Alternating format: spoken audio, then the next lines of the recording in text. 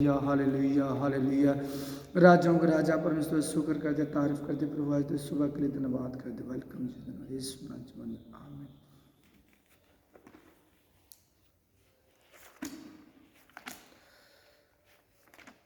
Praise the Lord Jesus. Hallelujah. पवित्र आत्मा धन्यवाद धन्यवाद धन्यवाद धन्यवाद। पवित्र आत्मा धन्यवाद, पवित्र आत्मा धन्यवाद, पवित्र आत्मा धन्यवाद Jesus. Praise the Lord. Hallelujah hallelujah hallelujah. जीवित परमेश्वर का स्वागत करते हाथ।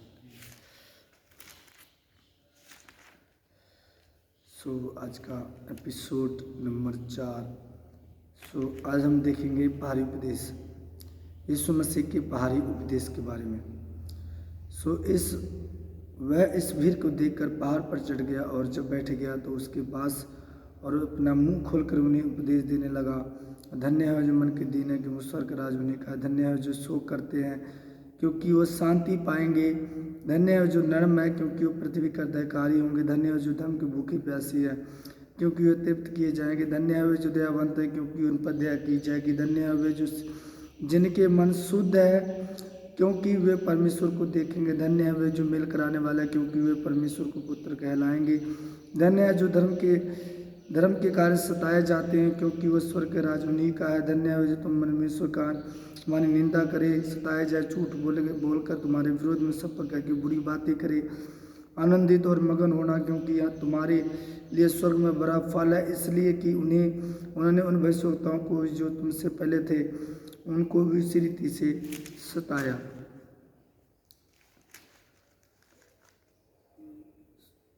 स्वाद बिगड़ जाना, किसी वस्तु से नमकीन किया जाएगा, वह किसी काम का नहीं, केवल इसी कारण के फेंका जाए और उसके तले रौंदा जाए। प्रिय भाई और बहन, मैं आपको बताना चाहता हूँ कि प्रभु यीशु मसीह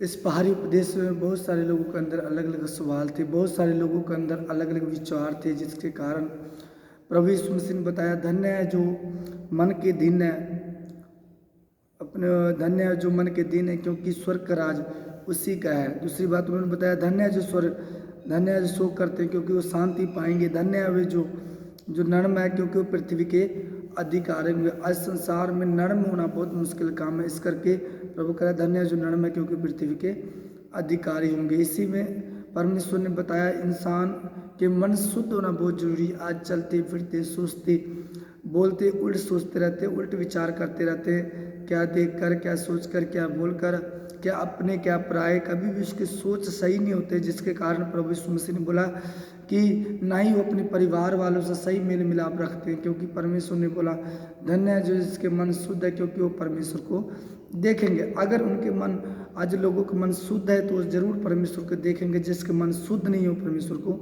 नहीं देख पाएगा। धन्य जो मेल कराने वाले क्योंकि वो परमेश्वर के पुत्र कहलाएंगे।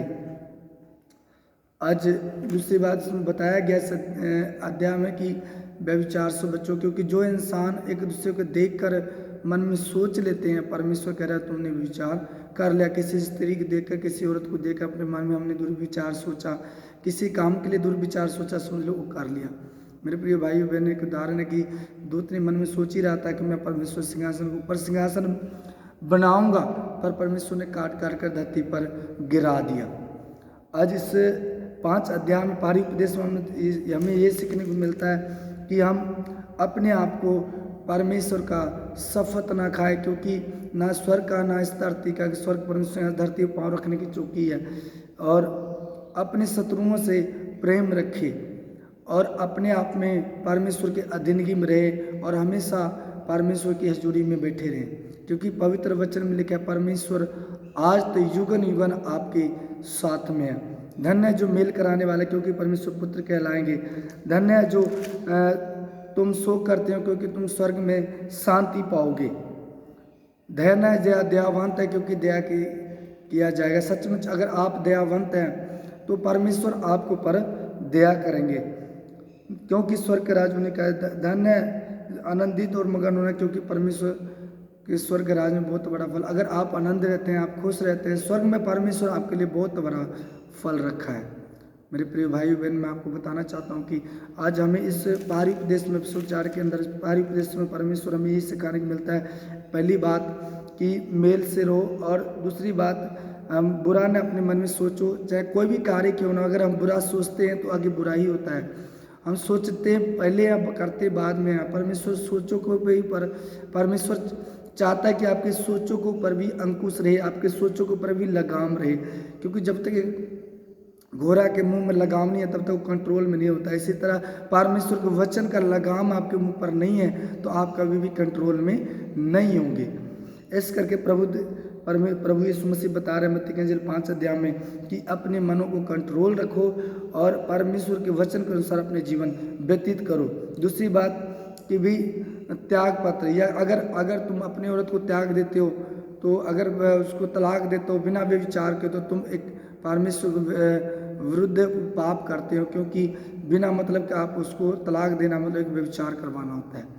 तीसरी बात परमेश्वर शपथ, आज हम हर बात में शौक खाते हैं कि तेरे बहन के सौ, तेरी माँ के शौक, तेरे प्यो के सौ, मैं ये काम नहीं किया, ये काम नहीं किया। सौ खाने की बजाय हम प्रभु को यीशु का वचन डेली खाए, ताकि परमेश्वर हमें अपने ताकत से भर देगा।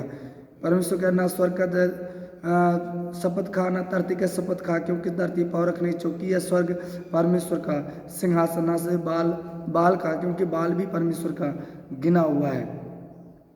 और हमेशा अपने पड़ोसियों से प्रेम करो। पांचवी बात, अपने पड़ोसियों से प्रेम करो, क्योंकि सबसे बड़ा बैरी जो होता है हमारा पड़ोसी होता है। जब हम अपने पड़ोसी से प्रेम करेंगे तो सचमुच परमेश्वर हमसे क्या करेगा, प्रेम करेगा।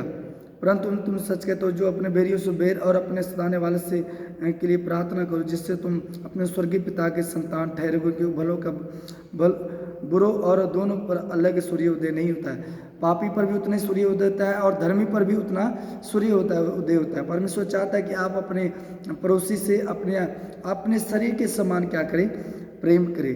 ये 5वां एपिसोड के लिए परमेश्वर का हम धन्यवाद करते हैं कि परमेश्वर। और 6वीं बात है कि क्रोध मत करो।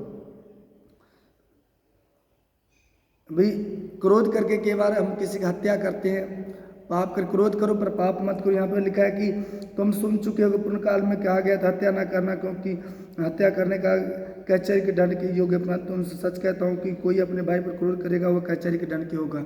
जल्दी में अपने भाइयों पर क्रोध मत करें, क्योंकि कचहरी के दंड के योग्य ठहरेंगे। सुप्रिय भाई और बहनों, हमें क्रोध करना है पर गुस्सा नहीं करना है। हमें अपने भाइयों पर बहनों पर क्रोध नहीं करना है, क्योंकि फालतू बातों में क्रोध करना कचहरी के दंड के योग्य है। परमेश्वर वचन में जो लिखा है वो लिखा है, जो यस में यस है, नो में नो में।